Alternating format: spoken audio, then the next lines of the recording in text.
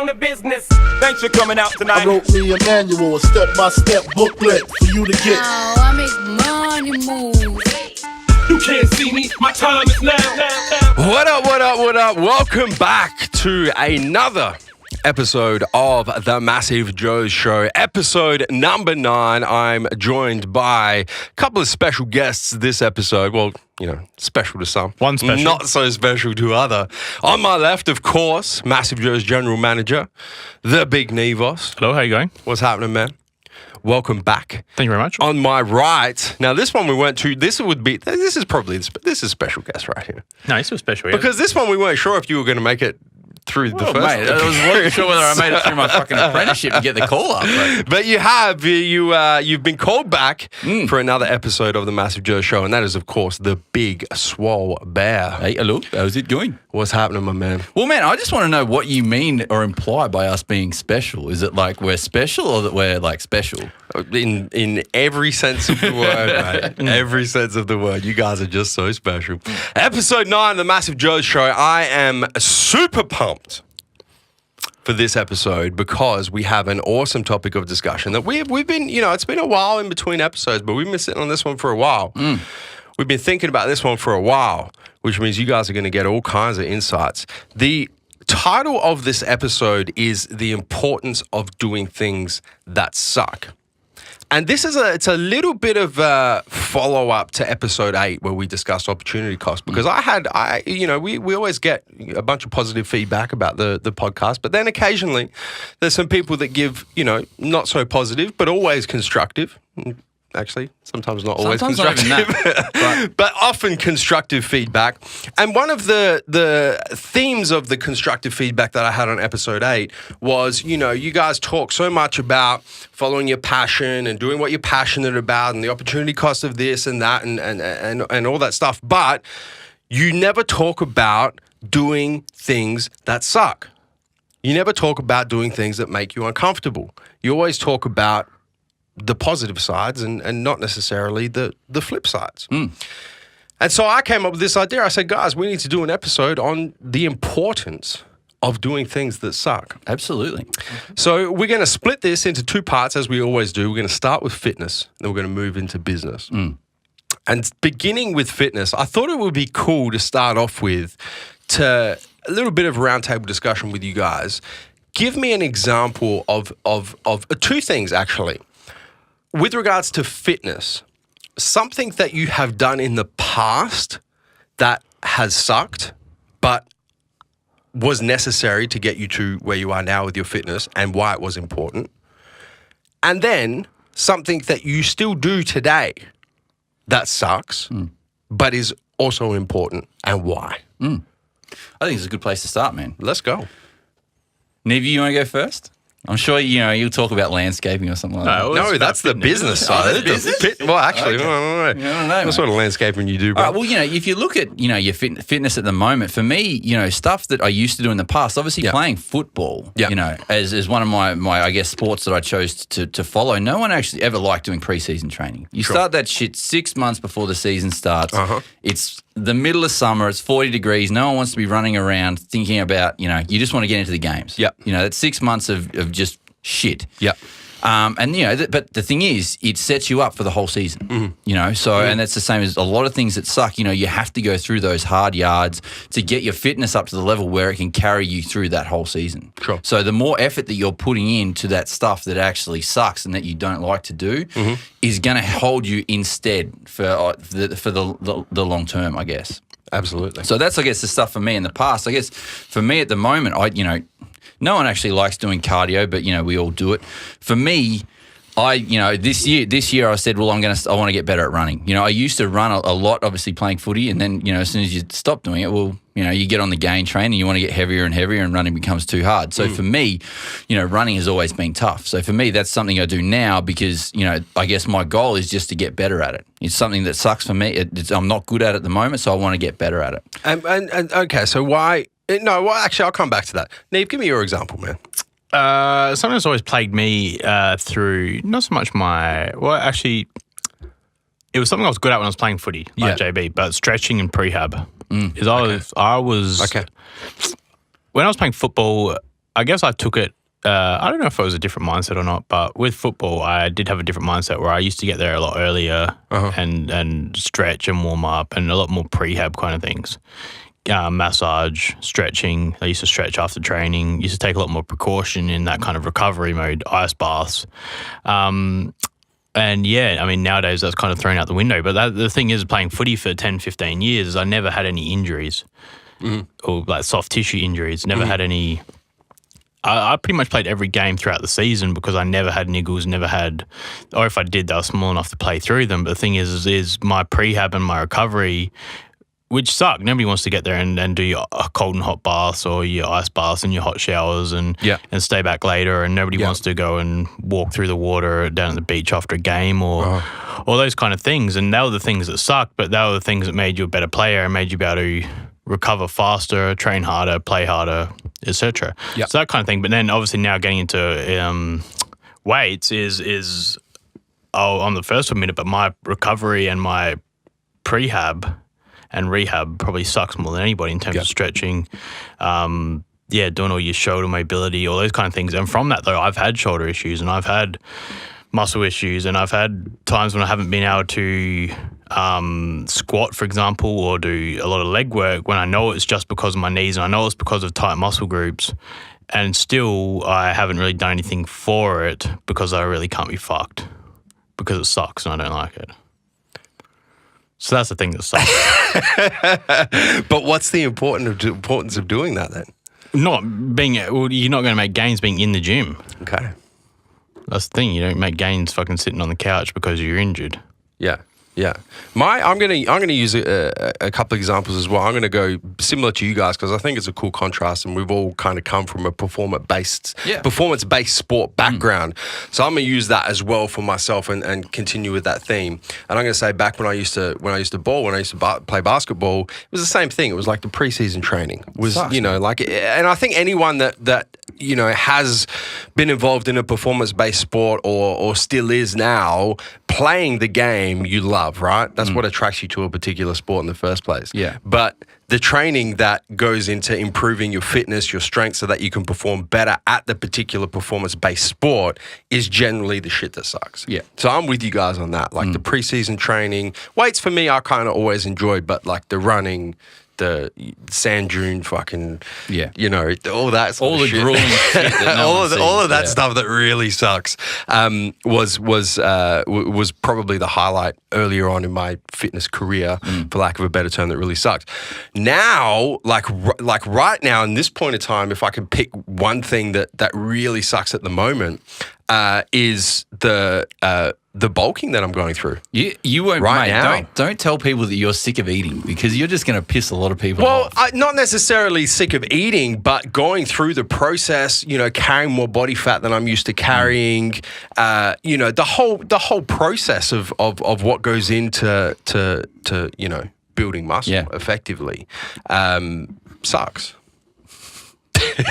First world problems right here, mate. I'm eating too much food. But it does. Well, I know, and I can touch on the rehab and prehab stuff of the deep tissue massage that I get done a couple of times a week is fucking horrible. That sucks as well. But I'm just going to generalize and say that. And I think that the importance of doing these things. So if we come back to UJB and we look at the preseason, and we all discussed back in the past the preseason type training for performance-based sports, and it's pretty obvious why that was important, right? So the importance of doing that stuff that sucked was because it allowed you to outperform the competition. Yeah, absolutely. In the particular sport that you're playing. Yeah, and but not only that, make yourself a better player as well. So 100%. It's not just that the whole team thing and making the team better, it's making yourself better as an individual. So that's why obviously it's really important why, you really have to push your boundaries when you're doing that sort of stuff and get yourself out of that comfort zone. Sure.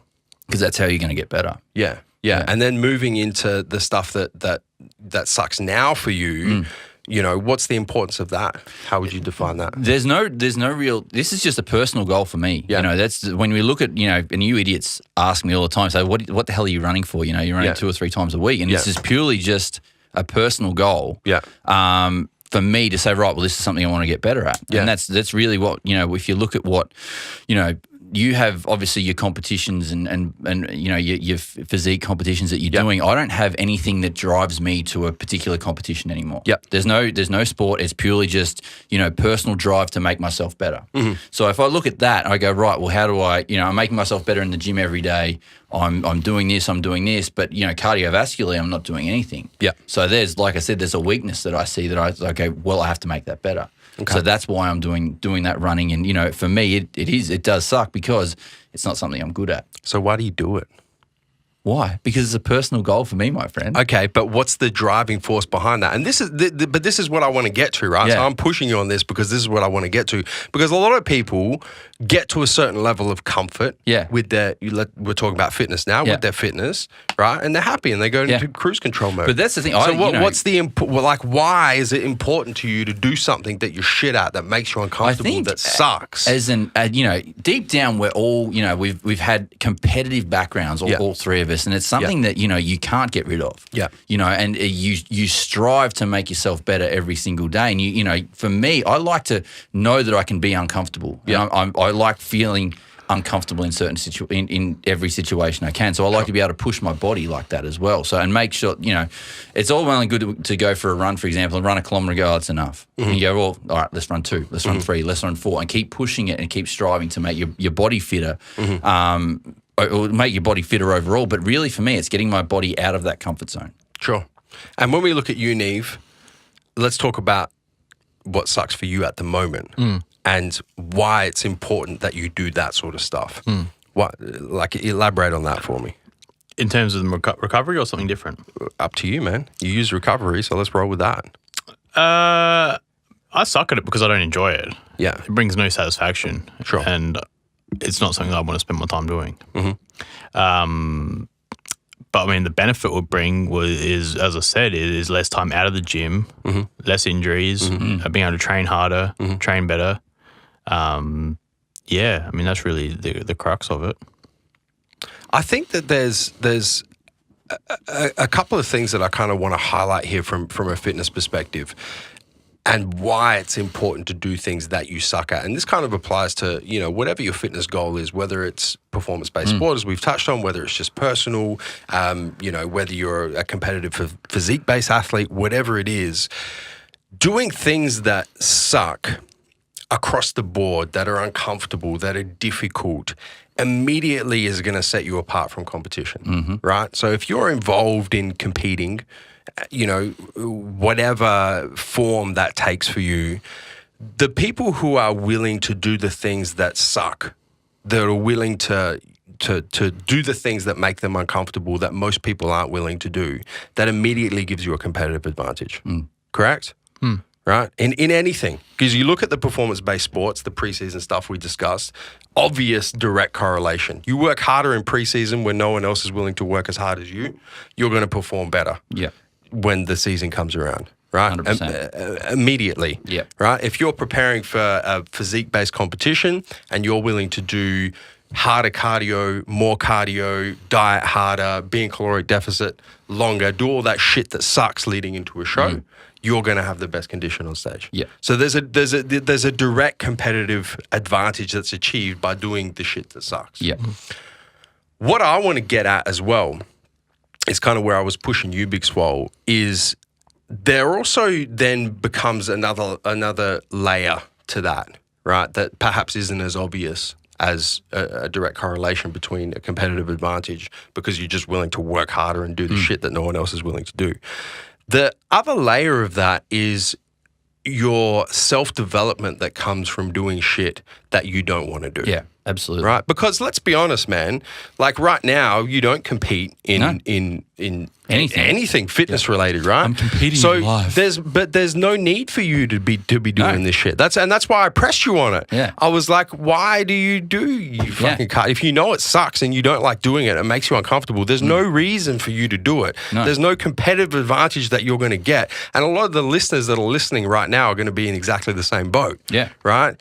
But the reason you do it is because you know the flow-on effects it has to every other aspect of your life when it talks about, when you start looking at self-development, right? And willing to do things that, you otherwise wouldn't be willing to do because it pushes you out of your comfort zone and it opens up your fucking horizons. Yeah, absolutely. And the other thing is I guess you get to find out exactly how far you can push your body. Of course. You get, like we talk about getting out of that. Well, your mind as well, right? Absolutely. Yeah. Well, that goes hand in hand. But, really pushing, your body to do something where it'd be very simple, on a, say, Friday night, just to sit on the couch and, have a couple of beers or whatever everyone does, or go, you know what, I'm going to go down the beach and I'm going to run for 45 minutes or whatever it might be.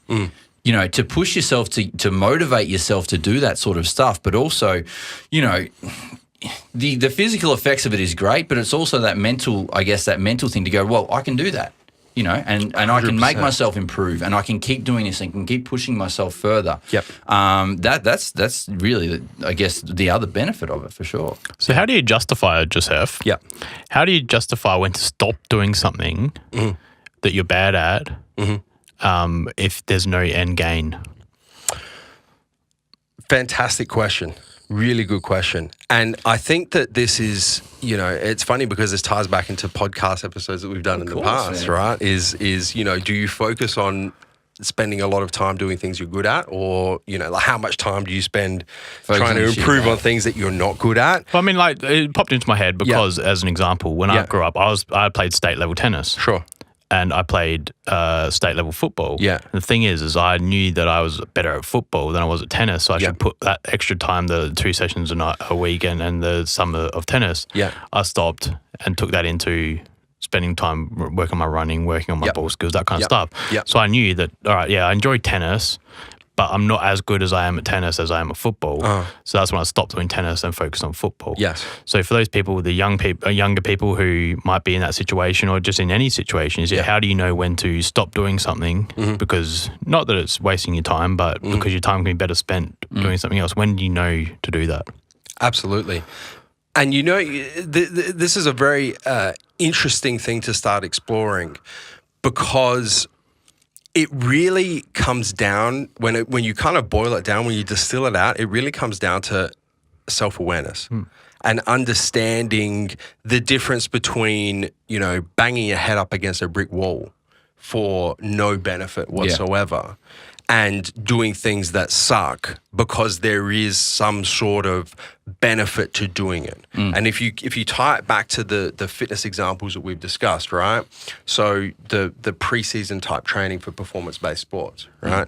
You're not trying to be the fittest person on earth.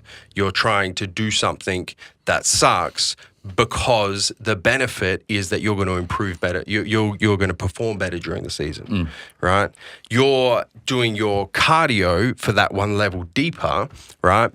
But you know that there's a benefit because it's going to allow you to expand physically, expand psychologically, get into the habit of doing things that you perhaps don't want to do, but you know that they're beneficial, right? So I think that that's kind of where you have to start implementing a little bit of self-awareness and understanding that the importance of doing things that suck also have to have some sort of benefit, right? Right? There's no point doing shit that sucks for the sake of doing shit that sucks. Yeah, exactly. You know what I mean? Like, there has to be some sort of benefit to it, or else it's not important to do it. You just wouldn't fucking do it. Does that answer your question? Well, it's getting there. Well, elaborate. I want to know where you're coming from. Well, it's something like if you're a footballer, and JB, you can answer this one. If you're a footballer and you're an in and under player, you're a Joel Selwood for Geelong, going in and getting the hard ball, but you're a fucking shit runner. Do you spend your time working on your running over the season to get fitter, or do you focus on those close handballs and those close gives and your pack strength? What do you work on? Do you work on yourself, make yourself an overall better player, or do you make yourself focus on your strengths to make yourself a better footballer at what you're good at? Look, for me, it's always I'd like to pick my weaknesses up to know that, you can be. Or do you triple down on your strengths? Yes. But, I'd like to be able to do, you want to be able to be, to do both. So for me, I always look at weaknesses. If you're really good at one particular thing, but you are really shit at something else, then you need to bring, especially in that example, if you're one of those in and under players that just can't run out of sight in the dark night, you need to bring that up. So you need to focus on that. But that's just my personal opinion, man. Some people would say, well, maybe I have to make myself even better and make myself the best at something before I focus on something else. It's a balancing act, big though. time. I'm happy that you use this example because it really is a balancing act. Because if you use this example and you triple down on the particular skill set, but you let the shit that you suck at completely slide, implementing self-awareness, you're going to be a shit footballer. Yeah. You're going to be a shit footballer who's really good at fucking handball. Yeah, you know what I'm saying? when You're going to be right? the next Greg Williams. Yeah. When the ball's around you, all well and good, you're going to be able to do what you need to do, but you need to be able to get from contest to contest to contest. Yeah. So, But then the thing is, though, growing up playing footy, you've seen some fucking lazy footballers. Oh, absolutely. The ball just seems they just can find the ball. Yeah, because they're smart. Yeah, but Yeah. the thing is, they can't, as you said, they can't run to save their life. No. The thing is, they just find the right spots. Yeah. They're fucking the laziest player. They're always They're always just in the right spot at the right time. all the time, yeah. So, I mean, that's the thing is they've worked on their strengths of being able to read the play, and they haven't really worked too much on they're always at the back of the pack every pre-season. And See, if I look at that, though, I think, well, you look at that player and you go, shit, if you actually worked on your running more, how much better could you be? Yeah. Instead of being that guy that, you're going to get 30 touches or whatever, but really you haven't moved out of one half of the ground, you just know where the ball is. Or could you be one of those guys that runs two ways, gets forward, kicks goals, get backs, plays defense because you've improved that running, and you've still got that skill that that you've mastered of being out in and under and being able to handball. So, man, for me, I'd always work on that weakness and bring that up. But I'm going to pull something from we're going to flip gears and get out of football and go back into bodybuilding real quick. I'm going to pull something out of the bodybuilding playbook where the best bodybuilders, physique-based athletes, bikini, whatever division you compete in, the best athletes are those who have the least amount of weaknesses. Yeah. Right? So if, let's say, for example, Neve, your physique, right? You're looking at doing some bodybuilding shows next year. You have an amazing chest, an amazing back, shit calves, shit arms. Rub it in. So, but in our training at the moment, we are taking particular time and paying particular attention into bringing the weaknesses up, right? Yes. And doing a lot of shit that sucks for your physique because you don't like training calves and you don't like training arms directly, but you're doing it because there's a direct correlation between doing that stuff that sucks, bringing up those weaknesses and making you a more complete bodybuilder. And I think the exact same thing applies to any performance-based athletes, Absolutely. any competitive athletes. So coming back to your original question, I think we're getting some clarity here with it, is you're like, do you triple down on your strengths or do you focus on your weaknesses? I think any athlete is the athlete who has the least amount of weaknesses. Yeah, absolutely. If you Whether it's a particular sport, whether it's a physique-based sport like bodybuilding, I think you look at any athlete, they're the ones that have obviously a huge amount of strengths, but the least amount of weaknesses If as you well. look at even like Steve mentioned tennis before, it's all well and good if you have the best serve in the world, but you can't fucking return the ball. You're not going to be the best. Or if you can't volley, or if you, I don't know, Backhand, forehand, whatever, Rugby balls, whatever the hell they do. whatever it is. Yeah, but you need You to apply be it that to any all-round. sport. Absolutely. Any particular fitness goal. I think that there's definitely a mixture of, self-awareness, firstly figuring out what you are good at, what you're bad at, but then trying to make sure you have the least amount of weaknesses from a competitive standpoint. And I just want to tie this fitness together before we move on to business as well, and just go back to people who aren't competitive-based athletes, right? So you're not involved in physique-based sports, not involved in performance-based sports, just doing fitness for, whatever their personal reasons may be. Yeah. The importance of doing things that suck from that perspective, you kind of got to go down that another level, right? You got to go down to the level that you're on as to why you're doing cardio. It's not about bringing up weaknesses from a competitive perspective. It's about having the self-awareness to know what you aren't good at and doing it anyway because it's going to allow you to do the shit that you're not good at in all other aspects of your life. 100%. So it becomes more self-developmental rather than competitive. Well, yeah, and I think that's the thing with doing everyone, when we look at everything that we've discussed about the stuff that we find sucks, it's the stuff we're not good at. Yeah. And it's pushing your body out of that comfort zone. Of course. Everyone wants to stay in their own little bubble and just keep doing everything day by day, but you're not going to, develop yourself personally or as a person doing that sort of stuff. So you need to push yourself out of that comfort zone to go, right, well, I don't like doing this because it you know, I don't like it because I'm not good at it, but I'm going to do it anyway because it's going to make me a better person. Absolutely. Whether it's to do with fitness or whatever, whatever we're going to discuss, it's going to make you that better person. Well, let's flip the script now. And let's move away from fitness. And let's move into business. Let's move into career. Let's move into work life. Once again, I'm going to ask you guys for some examples, kick us off a little bit. Example of something that you've done in your work life in the past that has sucked and why it was important to do that now looking back with a bit of hindsight. And then an example of something that you do today at MassiveJoes that sucks. And the importance of doing it, why it's important to do it. I mean, you know, you guys don't have to do anything that sucks if you don't want to. So why do you do it? What's important about it? I'll let Neve start off with this. We're going to let Neve start. I'm handballing straight away. Something in the past that you've done. I mean, something that sucked. I'd love to hear another landscaping story, just quietly. He loves landscaping, though. The problem isn't landscaping; it's everything sucked. Mate, This is your golden ticket right The here. one thing that didn't suck was your tan. Yeah, Yeah. The tan and the cash jobs are the good thing. Yeah, but everything yeah. else, anything in between sucked. Yeah. So yeah, landscape's one of those jobs where you can't get out of the easy jobs. There's nothing easy. Yeah. The reason, you know, to give you a little bit more time to think about this as well, but the reason why I'm asking this in particular is because we talk a lot in all different parts of our content about pursuing what it is you're really passionate about, right? And doing from a work perspective things that kind of light your soul on fire, that you're really passionate about doing.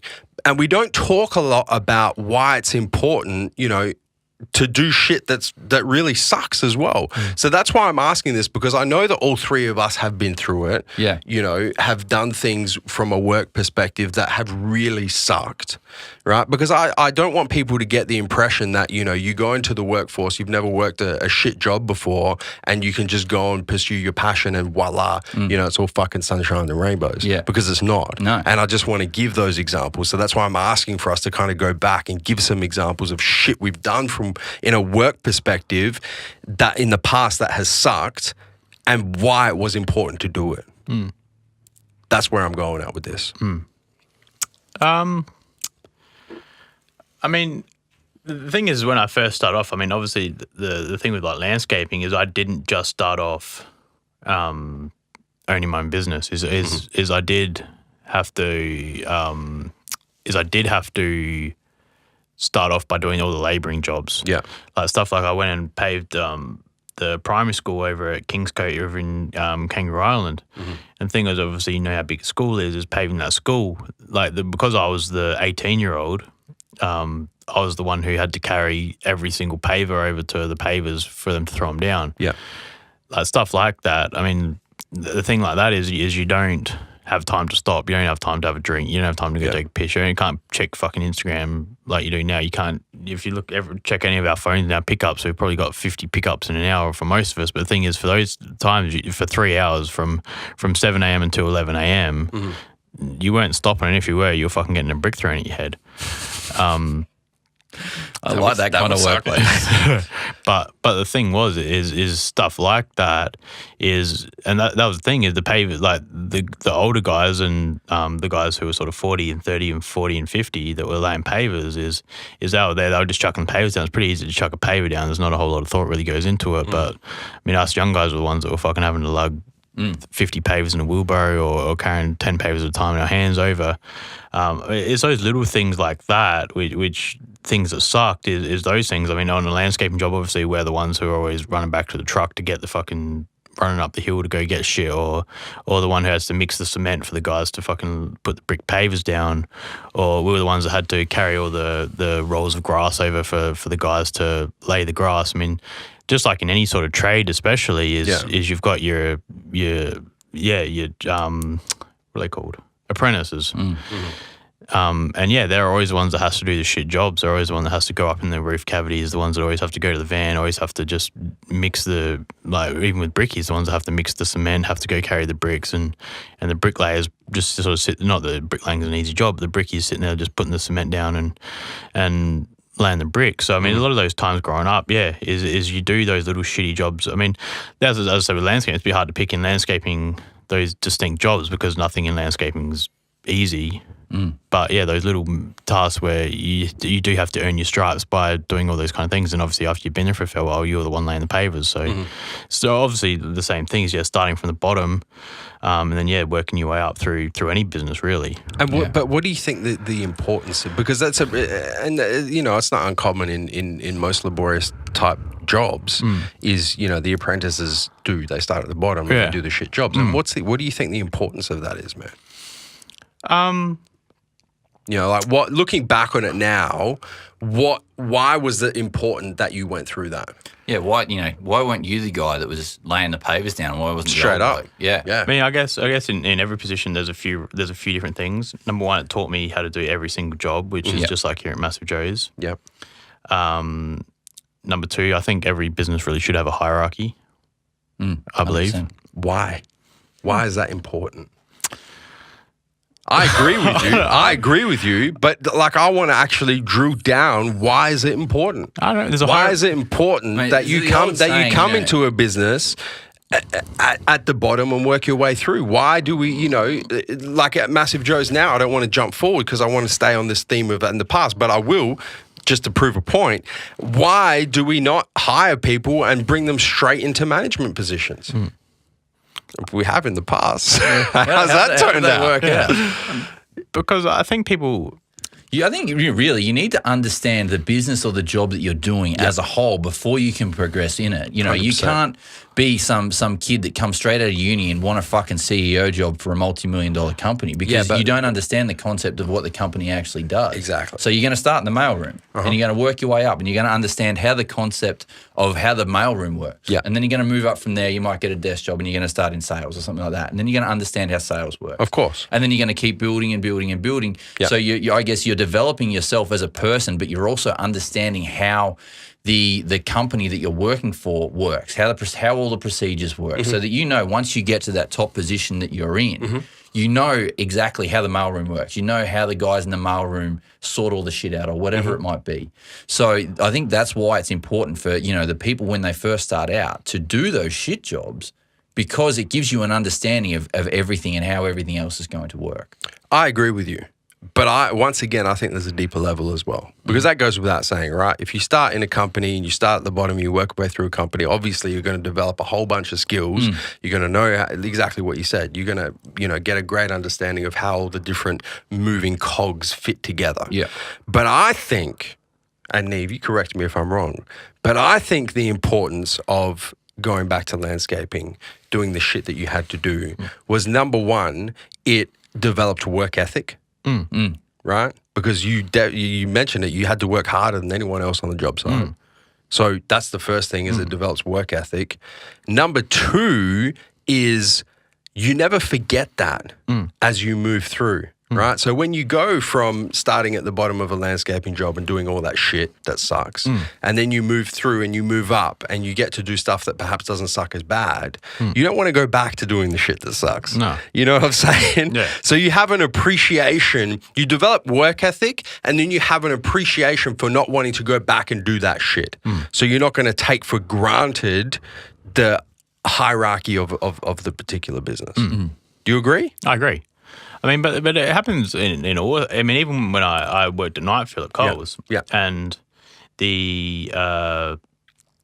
even like with my dad got me a job at Coles, and you can't get a job at Coles, or back then you couldn't get a job until you were 13 3/4. Yeah. But my dad got me a job at 13. Oh, rebel. Fuck. I hope Colson find out about this. Their fucking older statesman's going to be giving the arse. Thing was, until I was 13 3/4, I didn't get paid for any of the shifts. That old chestnut. I'll keep it aside for you, mate. Don't worry. So I didn't actually get paid for any of, and Dad said I couldn't get a job unless I actually put in some paid volunteer work at Coles. Nice. That old chestnut. Well done, Bobby. So that did obviously, I mean, it gave me a foot in the door, but it made me appreciate it once I started working. Yeah. But I mean, the same as doing Nightfield at Coles, being 13 3/4, little fucking shit I was. But even the stuff, like something as simple as that though, in everyone fucking, like there was a shit like the tuna cans, like stacking the tuna cans are a fucking pain in the ass. Counting the tuna cans in like stock take, those kind of things. But this stuff is simple, and it is to do with every business as well. You've got those shit jobs. Yeah. Eventually, I became the best night filler, and you can stack the tuna cans, mate. no, but it was I was in the drink side end of it. The drink side is the aisle you want to be in. So the thing is, yeah, but it gives you work ethic, but especially that thing of not being paid instilled that work ethic in me, I guess, from a young age. Yeah, absolutely. JB, give me your example. Man, I guess for me, when I first started out as a personal trainer, you had to do, everyone wanted to be doing, 50, 60 sessions a week, making the coin. Yeah. But you have to get there somehow. You need to be able to sign up those clients and pretty much, sell yourself. Mm-hmm. As a good personal trainer, you're fresh out of the course you've done. I was fresh out of uni. I'd done my certificate 3 and 4 in fitness, and then I'll go right. Well, now you're thrown into the deep end. Yeah. So how do you learn or how do you sell yourself? How do you actually get to that position where you're going to be at that 40 or 50? And it just takes time. It's a grind. You have to start out just by talking to people, and believe it or not. When I first started, man, I wasn't good at conversing with people and talking with people. Mm-hmm. I was a little bit shy. I was a kid from the country.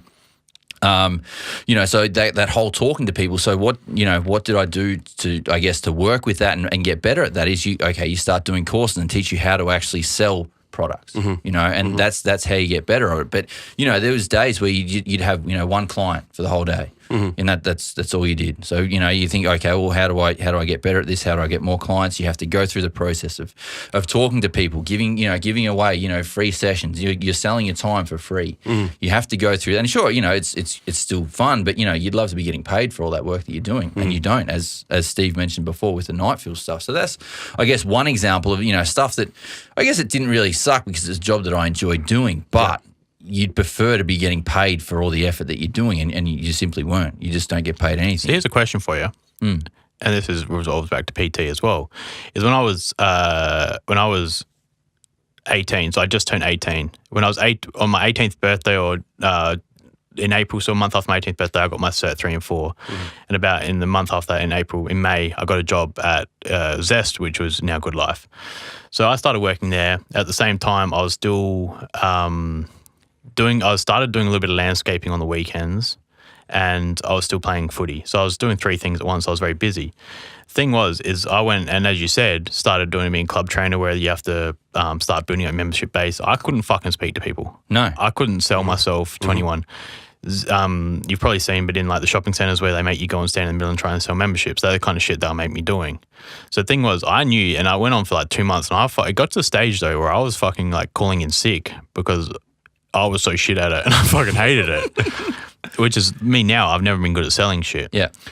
So that's the thing though, is for me, but I knew that I was very good at landscaping, and I was getting better, and they wanted me to do more hours because I was physically fit, and I had I was smart, so I wasn't a fucking stupid. I could actually do everything that they wanted me to do for landscaping. So I mean, that's the question for you, is how do you know when to, even though I had a massive passion for the gym, but I was shit at PT, and I've still hated it ever since then. I hate fucking doing PT because I hate trying to sell shit. So how do you know to follow your passion, which might be personal training, but it's something you're extremely shit at, like me with sales? Yeah. Whereas I went and followed my strength of enjoying and being physically fit, and I enjoyed landscaping. So how do you know to go down what your passion is, even though you're shit at sales, or follow landscaping, which is another avenue? I guess it comes back to what we were talking about before. You have to look at, okay, my weakness is I can't talk to people. A big part of that job is being able to sell yourself and say, look, this is the personal trainer that I am. Yeah. And you need, people to say, yep, I'm prepared to pay you to do what you do. So you need to be able to sell yourself. You need to be able to talk to people. The only way you can go, really you have to explore it and go, right, well, how can I get better at it? How do I do it? Well, for me, that was I did a few, sales courses and courses on communication and things like that. Once I did that, I felt I had, I guess you analyze, where you're falling down in that communication and go, right, well, this is how I can get better at it, and this is how I can get that deal across the line. So that was really, for me, that's how I had to explore it. If it had have been that I did those courses and then I've come back to work and I still couldn't do it, well, that's when I would have gone, well, maybe I need to do a different avenue. But you need to explore how you can get better at that weakness and try and build on it. And if it's all well and good and you get better at it, then you keep doing it. If not, you need to find something else to do. So I think there's definitely when you look at the importance of doing things that suck, when we look at examples from from our past, like, and you look at hindsight, there's definitely a skill development element to it. Absolutely. Right? And you kind of, both you guys touched on that, the skill development, actually developing the skills that are going to allow you to do a particular job better. There's definitely an instilling of work ethic part in it. You talk about working at Coles, not getting paid for it. You talk about all the hours that you did as a personal trainer, that there was just no, financial return on that investment. So there's definitely an instilling work ethic. And then there's also definitely that I never want to go back and do that shit again. Yeah. So it almost instills a little bit of gratitude as you develop throughout your career, whatever that may be, whether it's business, working for someone else, working for yourself, whatever it is, there definitely is some gratitude that's instilled in there because you've done the shit in the past that sucks so bad that you never want to fucking go back to doing that shit again. So, and how long do you know how to push through that shit to try and get that breakthrough? Yeah. And how long do you know? I mean, everyone's seen that little fucking picture of the guy with the pickaxe and he's picking away through the thing and then he's a centimetre away and he's about to give up, and on the other side there's that big fucking diamond reserve on the other side of the fucking rock. Yeah. The thing is how do you know that you're...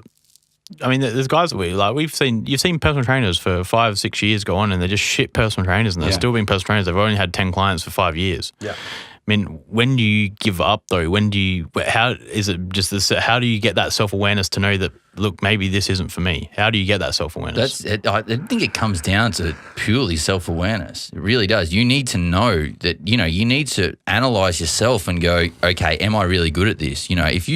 If you're a personal trainer, you love doing it, but really you're not good at it, you need to find, what you're good at as well. It's all well and good to have a passion for something, but if you are truly shit at your passion, you need to find something else to do because long term, it's not going to make you any fucking money. So that's the thing is, how long do you go and get those? If you're a shit personal trainer, like if you weren't great with your personal training to begin with and you weren't great at sales, how long do you spend doing those courses? How long do you spend doing those free sessions? Is it 6 months? Is it 12 months? Is it 5 years? How do you know when that breakthrough is going to be when it takes off? Like, how do you know that you've done it for 4.5 years when everyone else has given up after 2 years, but after that extra 6 months you could have? How do you know? I'm gonna throw a spanner in the works here, man. I honestly believe that if you're willing to do more shit that sucks than anyone else, you can actually become good at anything. Absolutely, totally agree. Not everything. No, I think you can. Could. I think from we've seen a lot of guys who are bodybuilders who have been at it. Okay, but no. We're talking in the context of work here, right? We're talking about career development. We're talking about business development. We're talking about in that context, right? Genetic predispositions physically are completely separate. But if you're talking about in the work context, I really think that if you are just willing to do more shit that sucks, that makes you uncomfortable, that you're not good at than the next guy, you're going to be more successful than that next guy. It really, if you're asking about time, it comes down to resilience. How much time can you put aside and say, right, I'm going to keep doing this shit that sucks that I don't like doing. If I keep doing this for years, I'm going to get better at it. Yeah. It as a personal thing, it's like, well, how much time am I prepared to give up for this? For whatever it might be. How much am I willing to invest? Yeah, exactly. How much shit am I willing to swim through? Yeah. To make it to the other side, not knowing where the other side is. You use that pickaxe fucking in the cave thing where you don't know where the end is. Honestly, I would argue that. Man, if you look at let's quickly go back to sports and things like that. If you look at it, if I go and everyone says, oh, Steve goes and fucks a different girl every Saturday night, but they haven't seen me go and ask 500 girls at the nightclub if they'll come home with me, and only one has said yes, the odds are in my favour though. Of course it's bound to work sooner or later. That's an interesting analogy. No, one of my mates actually used that a lot of years ago. Yeah. Is like, if I ask 100 girls to have sex with me, at least one of them are going to say yes. Just play the numbers game. Just play the numbers game. But, it really is. If you're prepared to invest the time, even, you look at, even if you go back, let's quickly touch back on bodybuilding and things like that. If you're prepared to give the time up and keep plugging away at it, you're going to get better. and you can Yeah. still be successful at it. 100%. It just, some people after 6 months will go, you know what, I'll go do something else. Yeah. Even if it is their passion. And you know what? This is really kind of cuts to the core of the importance of doing things that suck, right? Because on the flip side, Neve, so you've given one extreme. Let's go to the other extreme. Let's go to the extreme where there's the person that never does anything that makes them uncomfortable. That sees something that's difficult, sees something that sucks, and goes, no, not going to do that. No, that's not in my comfort. And then they pivot and they go do something else. That's a phrase in use at the moment. Pivot. People using that a lot. It's fucking bullshit. Basketball term. It is a basketball term, actually. It's a great term. Let me take basketball? that back. But they go in a different direction. Then they come up against some sort of adversity, something that sucks, and they go, "Fuck, I'm not going to do that." So they go in a different direction, So that's the other side of the extreme. And those people, unless they get super lucky, end up achieving nothing. Yeah. And just fucking pivot from one thing to another, to another, to another, to another, because they're not willing to do the things that suck. Yeah. They're not willing to build up that resilience. They're not willing to build up that self-development. They're not willing to build up the skill set, the work ethic, the instilling of gratitude that once they get to a certain level, they don't want to go back to doing the shit that sucks. They miss out on all of that, which is the importance of doing shit that sucks, because every time they come up against something, they refuse to fucking do it. Yeah. So that's the other extreme. Speaking of pivoting, I now want to pivot to present time, and I want to ask you guys something that you do at the moment at work that sucks. Why do I get a feeling this is like a fucking mid-year review? It is a little bit, isn't it? This is actually the end of year MassiveJoes staff review. I want to know something you do at the moment that sucks. I can probably tell you. I can probably give you guys. Fuck you, list guys. He's just going to let us have it. each. It's like, where's the fucking HR manager? But then I want to explore why it's important that you continue to do it. Because really, and this is important as well, because I mean, both of you are in management positions, and really, you don't have to do shit that sucks. Handball. Handball. That's Handball. that's what somebody fucking does over here. Absolutely. Handball. I don't want to do it. I do plenty of shit that Oh, sucks. no. We'll get to that Yeah. in a little bit. But let's go. Yeah, look. Something you do at the moment that sucks. Well, for me, I've, even like you look back, I've been a personal trainer for 14 odd years. And one thing I've never, ever been good at, and still something I'm working on, is actually asking people for money. Yeah. I don't know why. I'm not sure whether it's something that's just been instilled from me as a kid. My dad is exactly the same. He doesn't like asking people for money. He'd prefer to pay for it himself than ask someone to, share the check or something like that. You're very similar to that yourself. And that's something that I'm even not good at now. Is, even with, accounts that we deal with and asking them to pay their fucking account. Yeah. Is something I'm still Chasing not up good at. overdues. Yeah. It's like, man, pay your shit. Yeah. I'm again, it's probably a weakness of mine and something that I need to keep working on. But like I said, it's never been something that I've been good at. But, it's something I need to continue to work on. It's something that I need to do as a daily part of my job. And, that's something that I find that does suck, but I need to do it. It's something that I have to do every single week. Although I don't like doing it, it's something you just have to keep doing. It's the same, you look at my personal training stuff that I do now, asking my clients to pay their shit. It's still something I still don't enjoy doing, but you just have to do it. Otherwise, you're working for free. And apart from the obvious as to why that's important, and that's Because getting you got paid. to get fucking, we got to pay the bills. Why is it important that, because you could definitely handle that. Yeah. You could have someone else in the business take care of chasing up overdue accounts. The thing is, why is it important that you continue to do that? If we look at what we discussed before about pivoting, it doesn't get you anywhere by, walking away from any issues or things that you're not good at. It doesn't do you any good by just walking away from them and saying, I'm not good at that. I'm going to leave it to someone else. Your self-development doesn't improve in that situation. Yeah. The only way you can do that is go, well, fuck it, I'm going to keep doing this and keep doing this and keep doing this until I get better at it or to a position, get to a point where I actually feel comfortable doing it. Yeah. By pivoting and going, I'll get someone else to do it. Joe, can you take care of the overdues this month? I don't get any better at that. I just do something else. Yeah. So, it's again, you need to look at what areas are your weakness and focus on those and make them better so that they're no longer something that you're shit at. Yeah. And you bring them up to go, right, well, I feel completely comfortable doing that. Absolutely. Neve, what's your example? I don't have an example. I get up every morning and I piss excellence. probably something that I'm not good at is, and I don't enjoy doing, is having to be Joel's boss. Having to come down on a deal or come down on Leah or any member of the team, really. Having to do the uncomfortable stuff. It usually follows up with a fuck off, Steve. I didn't mean that, but you know what I mean? Yeah. Yeah, I guess it's, I mean, I don't have a problem telling you, you and I think it's just how you and I have had a relationship over the years. Is I have no trouble telling you what I think of you. And what Neither does anyone else at MassiveJoes, let's be honest. But I don't know. I guess it's because I've sort of over the years have just been in that not, I guess, equal kind of role, I guess. Yeah. Let's say equal role for a bit, lack of a better term, but then having to run Joel through KPI meetings and sort of manage him. When you go from, obviously when you're best mates and you fucking talk shit and you fucking muck around 24/7 and then you have to put a serious like, well, Joel, we haven't reached this KPI this month or whatever. It is uncomfortable. And that's something I'm not good at. And I think something I've done well, but I guess it's progressed. It's a natural course over time. Is not trying to be mates with everyone in the business. And I think that's something you spoke to me about a few years ago. Is don't be everyone's mate. I mean, I'm not mates with a lot of people in the business. Is just a strictly employee-employer kind of relationship.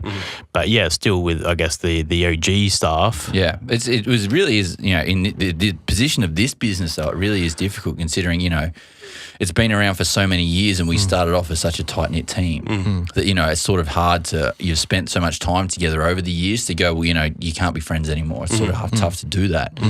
You just need to know that when you're at work, it's a professional relationship. And I mean, in that regard, I probably read into it more than I probably need to. I think everyone sort of does understand that it is just work. As much as those sort of conversations do suck, I think that everyone probably realizes, it is work at the end of the day. But it is uncomfortable to actually have to tell your mates that, look, you're probably not doing the right thing. Which is uncomfortable. But I mean, and the reason you do it is because it's only going to make the business better. It's only going to make that employee a better employee. It's only going to help the business growth overall. But even getting back to your personal growth, if you handball all that stuff to Joel and say, Joel, I don't want to discipline Joel for the shit he did last week or whatever it might be. You don't get any better at that by staying in your little bubble and saying, oh, Joe, can you do it this week? And especially recently is since I've been in my new roles, I've had to be a part of the HR meetings where employees are being reprimanded and disciplined in quite a serious manner.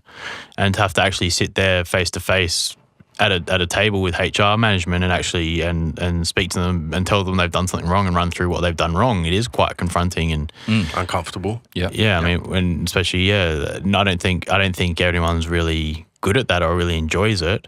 I definitely never been trained or taught how to do that. I mean, obviously, as I said, in the landscaping field, if somebody fucked up, you throw a brick at them. Yeah, and I think that's the best resolution. And Joe, we should bring that in. We should implement that here as well. That's the thing is I mean, it is very. I guess that's my background. Is when someone fucks up, you got told that you fucked up and you got fucking screamed at. And I mean, as I've told you the story, but once when I first started out, I left overnight. I left a few, like 3 or 4 bags of cement out on the back of the truck, and overnight it rained.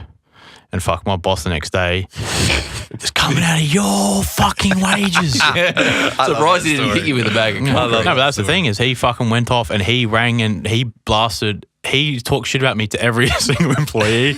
I was like 18 and he went off to every single employee about what I'd done. Fucking talked shit. Fucking went off he was a little old angry Italian man. I'm mates with him now, but it's pretty scary when you're only 18 getting a little old Italian man. Let me ask you this though: did you leave the bags of concrete on the truck again? No, that's the thing. First and last time. But that's the thing is that was how I learned, and I think that any time that me and Joel have had an argument or whatever, we've yelled at each other, we've gone away, we've come back, and in hindsight, you've cooled down and you realise what you've done wrong. Yeah, and obviously that's not the way to go about it. But the thing is yeah, I learned that way. It's not, oh, Joel, do you think maybe next month, like, what should have you have done better? If you had your time again, how could, like, that's how HR want you to handle it. But I think there's better ways to handle it. I'm all for the brick. Let's bring it in.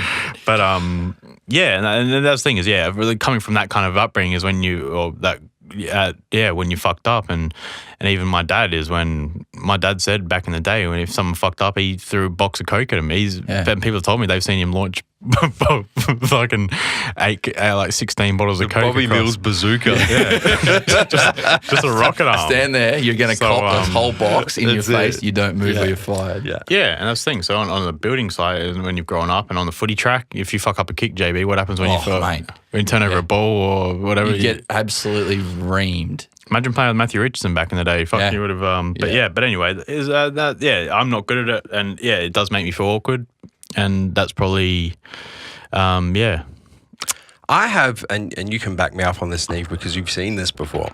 But I actually have a calendar that I fill out every day. There's a bunch of things on this calendar, a little kind of like daily checklist. And one of the things on my daily checklist is, what did I do today that made me uncomfortable? So I actually purposely seek out things that Is this suck. like my checklist that you were taking the piss out of on my desk the other I have day? a checklist, I do. It's much cooler than yours. Mine's very basic. Yours was quite comical, actually. Yeah. But I have a daily checklist. And one of the things on my daily checklist is, what did I do today that made me uncomfortable? So I purposely, every single day, seek out something that to me sucks. Right? So I purposely do it because I don't, I'm similar to you guys. I don't have to do anything that sucks if I don't want to, but I purposely seek it out. And the reason why I do that, for me personally, there's two main reasons, right?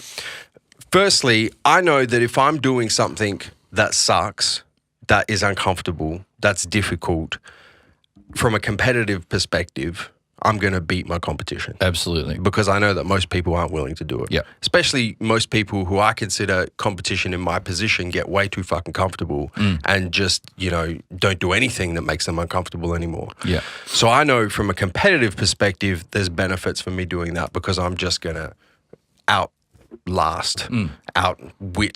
Well, not necessarily wit, but I'm gonna outlast the competition with doing things that other people just aren't willing to do. Yeah. The second reason why I do it is, once again, similar to the fitness side of this podcast, as it goes one level deeper than that.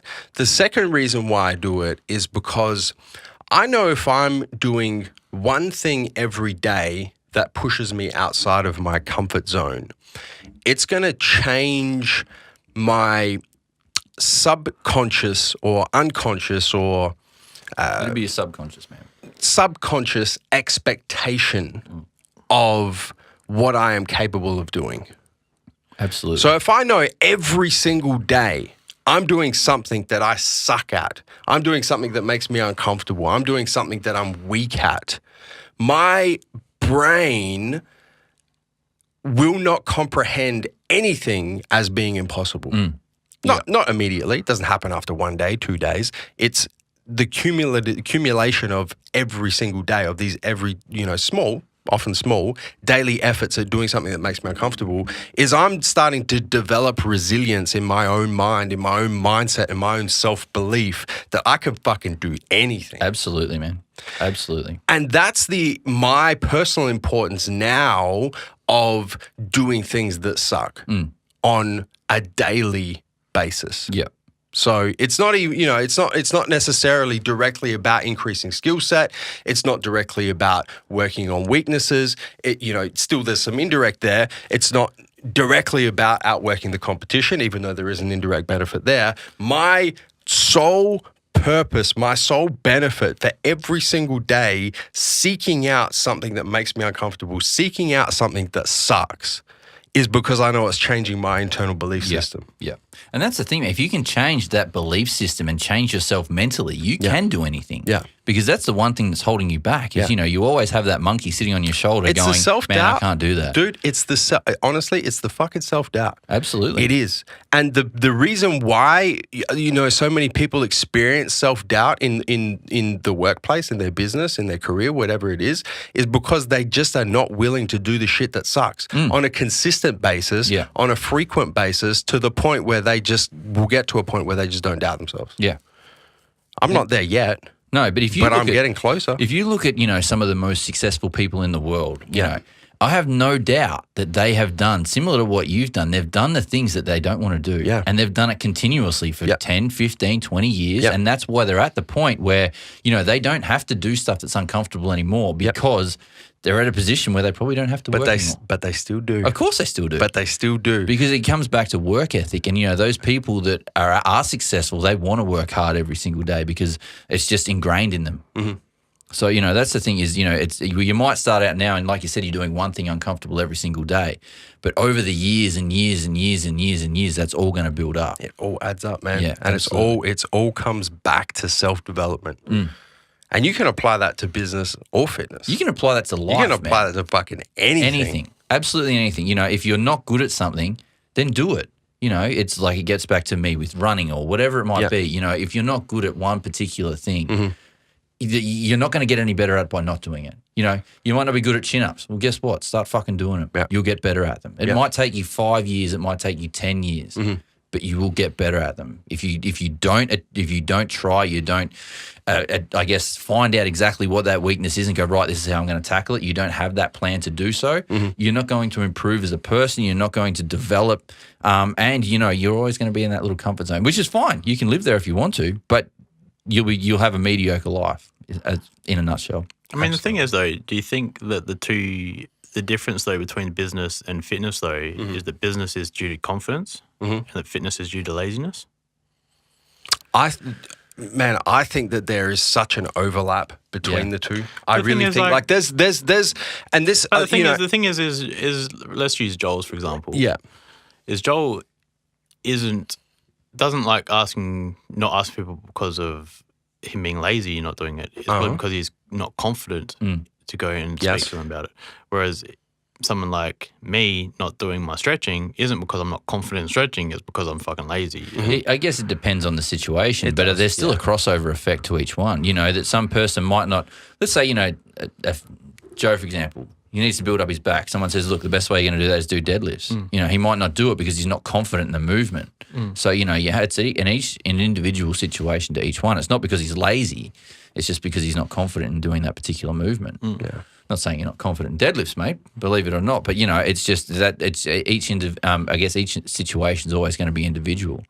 But I totally agree that there is definitely a huge crossover between the two. So let's tie this all together for the listeners, guys. Let's tie this all together. The importance of doing things that suck, considering everything that we've spoken about in the fitness realm of the past, the fitness realm of the present, business career of the past, business career of the present. How would you concisely explain to someone if they're just going to listen to this snippet? What is the importance of doing things that suck? Why should you seek out and do things that suck? Life is not all beer and Skittles.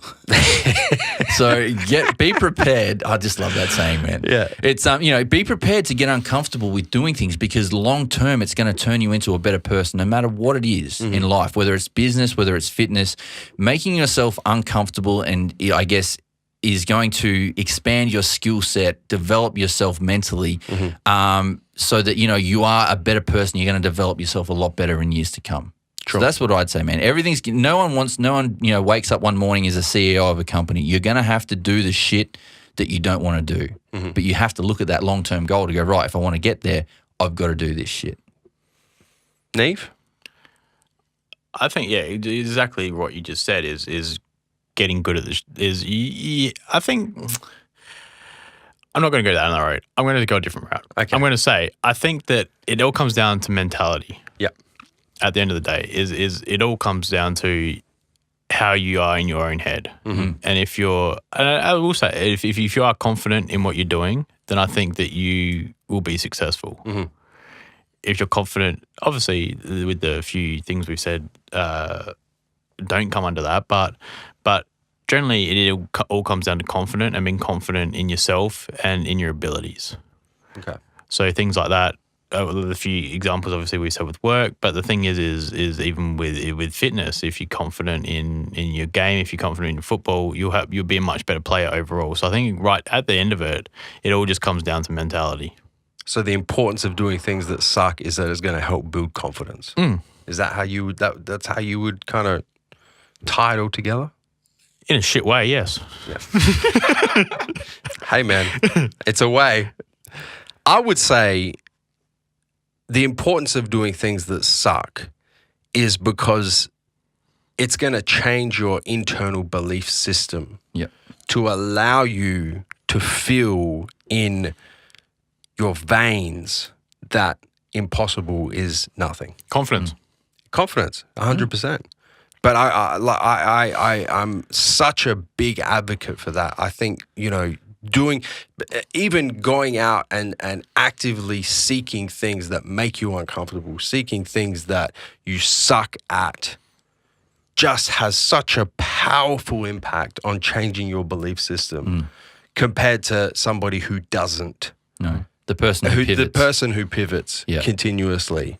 If you compare the self-belief systems of somebody who actively seeks out every single day shit that they suck at, and somebody on the other end of the spectrum who comes up against things they suck at, pivots and moves in the other direction, the self-belief systems are so completely far removed that firstly you can tell which of those people is going to be more successful.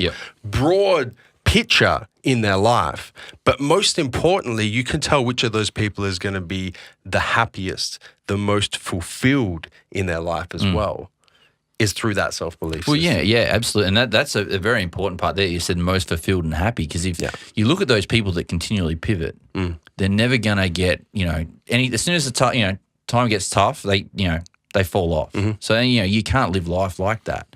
Well, so you can. You can. Absolutely. But I tell you what, man, you are going to, as I said before, that mediocre life, you're going to live one of those, man. You need to, times are going to get tough. You're going to need to stick at it, stick fat, and push through and go, right, well, this is, and know that you're doing the right thing to get you to where you want to get to. So that's the thing is sometimes, it's like I said before, man, it's not all beer and Skittles. Absolutely. You need to do the stuff that is going to be shit. It's going to be tough. It's not going to, you might not be happy while you're doing it, but you need to look at that long-term goal and go, is this going to get me to where I want to get to?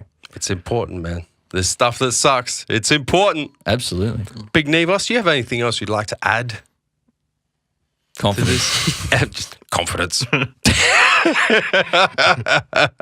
Before we wrap up this episode 9 of the Massive Joe Show. No, because I'm just going to go keep going around in circles. Big swell. Nah, man, I'm done. Guys, until next time, we'll be coming to and from Neve. MassiveJoes.com. Stay massive. Thank you for listening to this episode of the Massive Joes Show. Make sure you subscribe on your favorite podcasting platform, whether it be SoundCloud, iTunes, YouTube, Podbean, Stitcher, or TuneIn. And if you enjoyed listening to this episode of the Massive Joe Show, ensure that you give us a 5-star rating on your favorite podcasting platform. Until next time, we're coming to you from MassiveJoes.com.